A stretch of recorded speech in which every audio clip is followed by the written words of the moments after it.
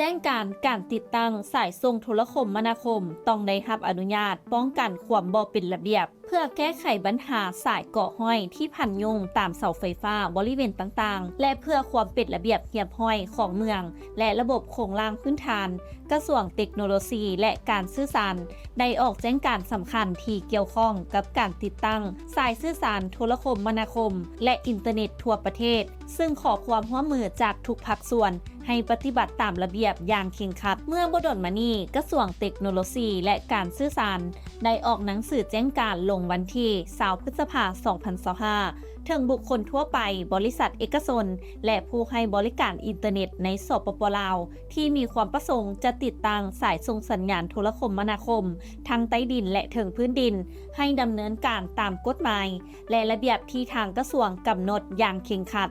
โดยมีรายละเอียดสำคัญคือ 1. ผู้ที่ต้องการติดตั้งสายต้องยื่นข้อมูลด้านเทคนิคอย่างละเอียดเช่นแบบแผนการติดตั้งประเภทสายจำนวนสถานที่ปริมาณการนำไส้ระยะทางและข้อมูลอื่นๆที่เกี่ยวข้องเพื่อขออนุญาตจากกระทรวงก่อนดำเนินการ 2. ห้ามบอกให้บุคคลหรือบริษัทใดดำเนินการติดตั้งสายส่งโทรคมนาคมโดยบ่ได้รับอนุญาตโดยเด็ดขาดเพื่อให้การจัดการของภาครัฐเป็นไปอย่างมีประสิทธิภาพและป้องกันความสับสนวุ่นวายที่อาจเกิดขึ้นได้